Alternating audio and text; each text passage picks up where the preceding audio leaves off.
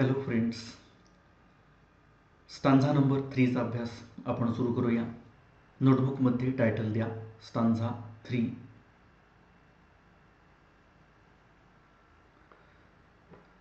This fatal likeness.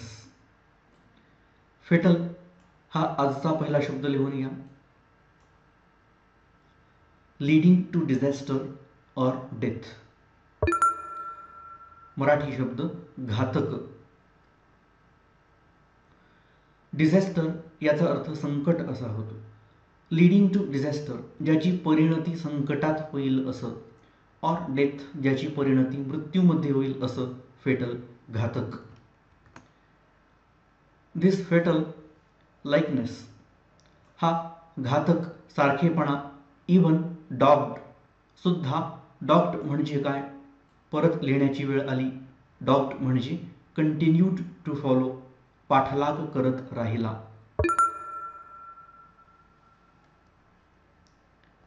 हा जो घातक असा सारखेपणा होता दोन जुळ्या भावांमधला, हा पाठलाग सुद्धा करत राहिला.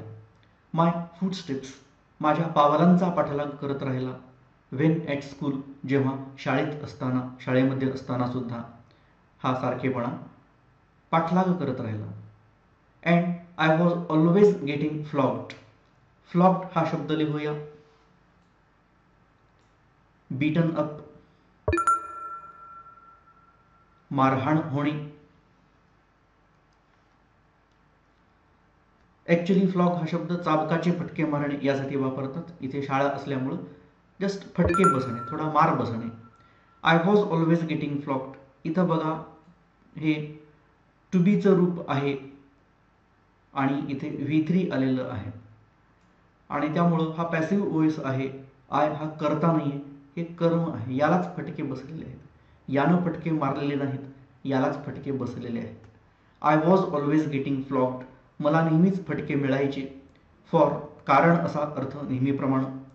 जॉन टर्न्ड आउट अ फूल शब्दशः अर्थ पाहिला तर मूर्ख झाला, पण इथे अर्थ असा घेता येईल की जॉनने मूर्खपणा केला, त्याचे फटके आपल्या कवीला बसलेले आहेत.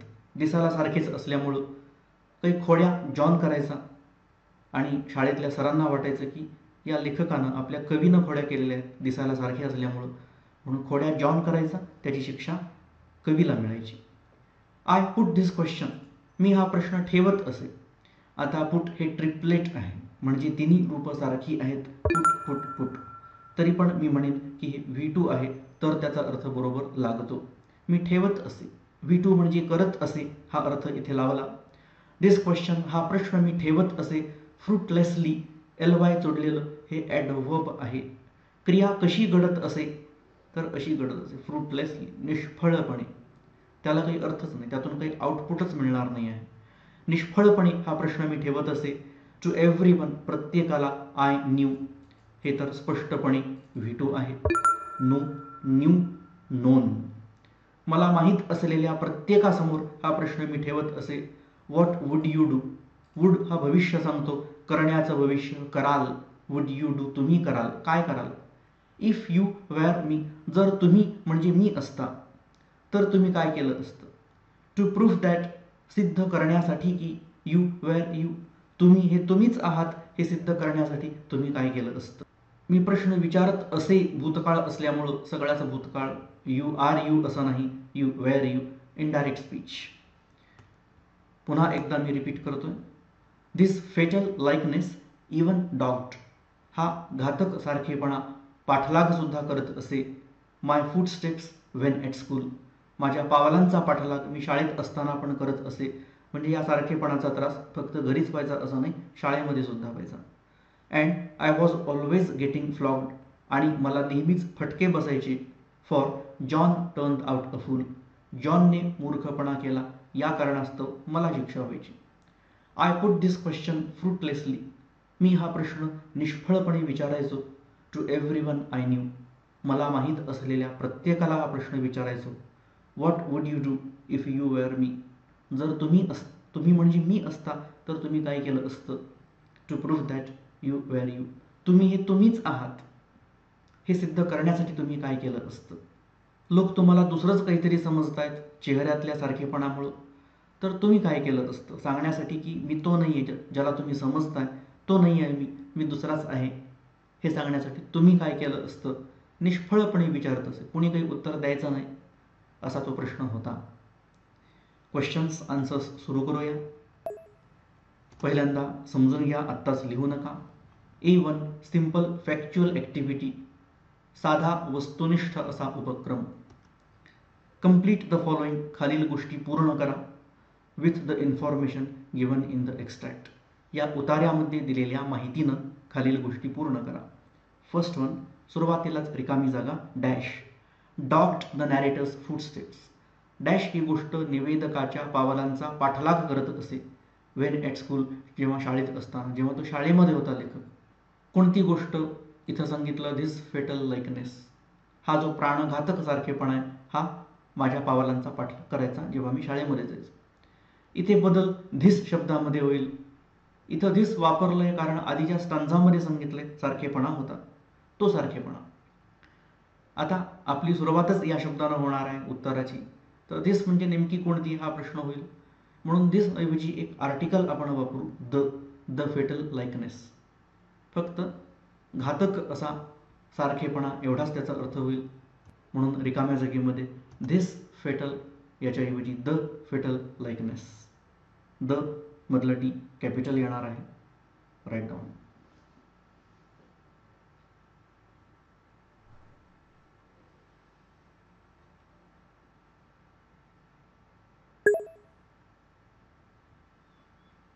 Second sentence, the narrator was फ्लॉग्ड.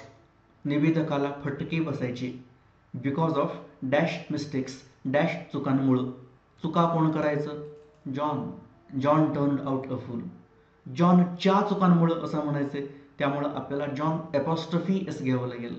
नुसतंच जॉन घेतलं तर बिकॉज ऑफ जॉन मिस्टेक्स असं नाही, जॉनच्या चुकांमुळं जॉन ॲपॉस्ट्रफी एस आलं पाहिजे. Third one, the question put by the narrator was dash. निवेदकाकडून विचारला जाणारा प्रश्न होता डॅश. आता हा प्रश्न ॲज इट इज लिहायला हरकत नाही सिंगल कोट्समध्ये, कारण काय प्रश्न होता असं विचारलेलं आहे. As it is, what would you do if you were me to prove that you were you. यामध्ये काही बदल करायचा नाही, सिंगल कोट्समध्येच आहे तसं हे लिहायचं. Write down.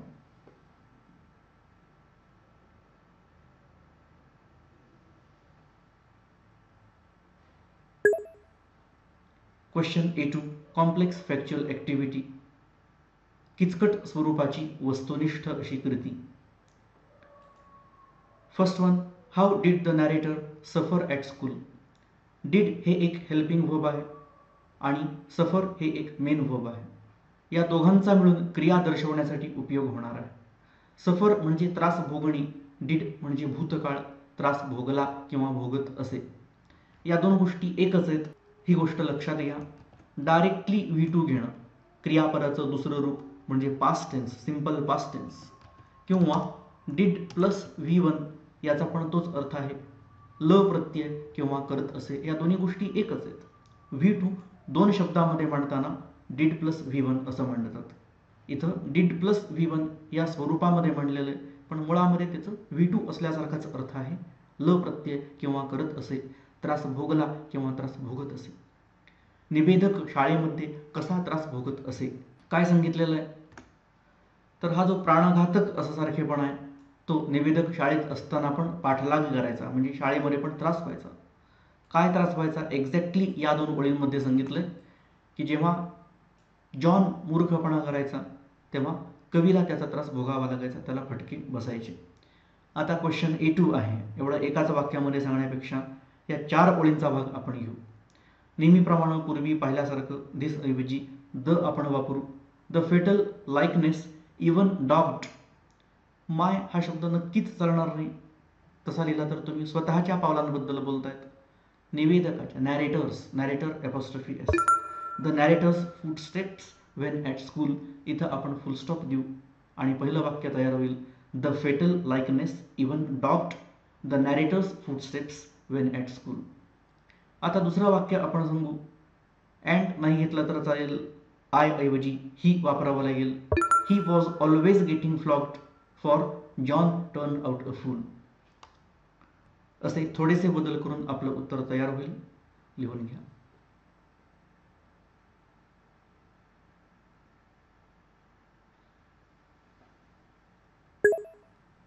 Second, what was the question? कोणता प्रश्न होता? काय प्रश्न होता? Put by the narrator. निवेदकाकडून ठेवला गेलेला प्रश्न, विचारला गेलेला प्रश्न कुठला होता?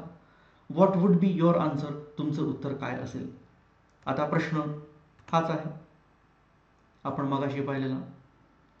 तुम्ही जर माझ्या जागी असता तर तुम्ही आहात हे सिद्ध करण्यासाठी काय केलं असतं? मग आपण असं सांगू, the question put by the narrator was. उत्तर घेताना आधी कर्ता घ्यायचा, मग क्रियापद घ्यायचं. हा प्रश्न आहे, आधी क्रियापद मग कर्ता आहे. आपण आधी कर्ता घेऊ, the question put by the narrator. आता क्रियापद घेऊ वॉज, आणि आपल्या कवितेमध्ये दिलेल्या त्या 2 ओळी सांगू. नंतर तुमचं उत्तर काय असेल, what would be your answer. याचं उत्तर आपण असं देऊया की I would present my Aadhaar card to prove my identity. माझं आधार कार्ड दाखवेन, बघा हा मी आहे. आजकालच्या काळामध्ये आधार कार्ड वापरतात. ही गोष्ट खूप जुन्या काळातली आहे, तेव्हा आधार कार्ड नव्हतं. हा प्रश्न आत्ता आपल्याला विचारला जातोय, हे आपण सांगू शकतो. तर उत्तर आत्ता आपण चर्चा केल्याप्रमाणे, the narrator fruitlessly asked the question. वेगळ्या स्वरूपामध्ये आपण अशी पण चर्चा केली, the question put by the narrator was, आणि तो प्रश्न सांगणे. बरोबर आहे, चालेल. Passive voice. इथे आपण ॲक्टिव्ह व्हॉइसमध्ये सांगितलं, the narrator fruitlessly asked the question. वेगवेगळ्या पद्धतीने वाक्यरचना आपण करू शकतो. तो प्रश्न सिंगल कोट्समध्ये दिला, what would you do if you were me to prove that you were you. यात काही बदल केला नाही. आता what would be your answer, याचं उत्तर आपण देतोय, आय वुड. प्रश्नामध्ये वुड होतं, आपण सुद्धा वुड घेतलं. I would present my Aadhaar card to prove my identity. उगाच प्रेझेंटेड असं करायचं नाही, भूतकाळ. प्रश्न भविष्य काळात आहे. काय उत्तर असेल तर मी माझं आधार कार्ड प्रेझेंट करेन, म्हणजे सादर करेन, असा त्याचा भविष्य काळातलाच अर्थ घ्यावा लागेल. Write on.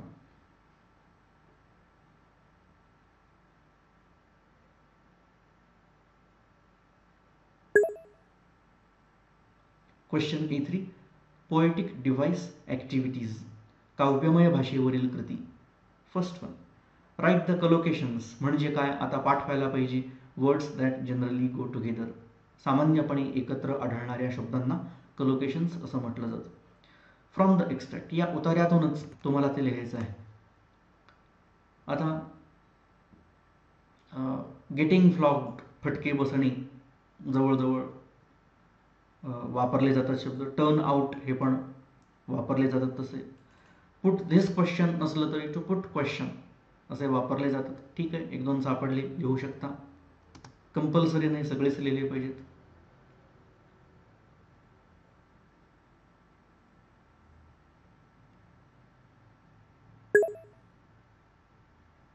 Second, write lines from the extract that.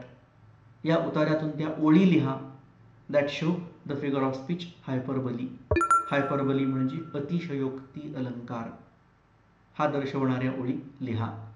एखादी गोष्ट फार तेल, तिखट, मीठ, मसाला लावून सांगणे, घडलेली गोष्ट छोटीच असते, पण त्याला फार मोठं काहीतरी स्वरूप देणे, न पटणारं असं काहीतरी सांगणे, त्याला हायपरबली असं म्हणतात. आता यामध्ये हे जरा अतिच झालं ना.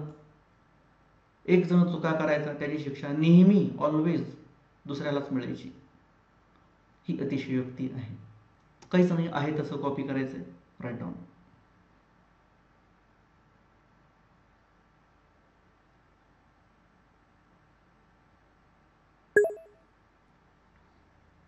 Third one, match the expressions in column A with the references in column B. काय आहे तर फेटल, घातक. आता आपण शब्दार्थ लिहिले होते, त्यामध्ये घातकासाठी आपण हे पाहिलं होतं, leading to disaster or death. आधी प्रश्न आहे तसा लिहून या, टेबल आहे तसा तयार करा.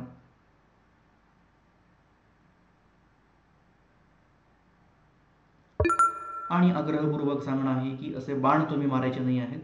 हा प्रश्न लिहून झाल्यावर खाली उत्तर लिहा, fatal dash leading to disaster or death. थोडे कष्ट होतील, ते घ्या.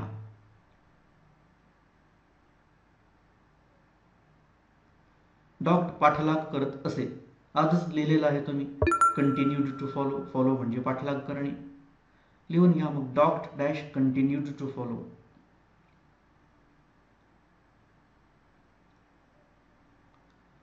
फ्लॉक्ड फटके बसणे, बीटन अप.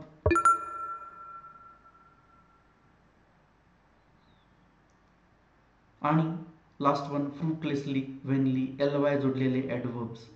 व्हेनली म्हणजे पण निष्फळपणे.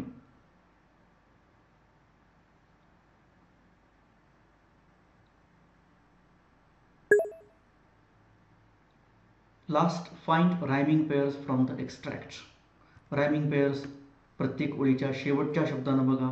डॉक्ड, फ्लॉक्ड म्हणता येईल, राईम आहे. स्कूल, फुल बरोबरच आहे. ऊल असा उच्चार शेवटी येतोय. फ्रुटलेसली आणि मी हे पहिल्यांदा पाहताना वाटत नाही रायमिंग आहे म्हणून, पण शेवटचा उच्चार ई असा दोन्ही ठिकाणी येतो. फ्रुटलेसली मध्ये ई आलं, मी यात पण ई आलं. स्पेलिंगमध्ये काहीच समानता नाही, पण शेवटी ध्वनी येतोय. फ्रुटलेसली, मी, ई असा उच्चार दोन्हीकडं शेवटी येतोय म्हणून राईम म्हणता येईल. तसंच न्यू आणि यू यात स्पेलिंगमध्ये काहीच साधर्म्य नाही, पण शेवटी येणारा ध्वनी बघा. न्यू, ऊ असा ध्वनी येतोय. यू यात पण ऊ असा ध्वनी येतो आहे, म्हणून त्या रायमिंग पेयर्स आहेत. Right down.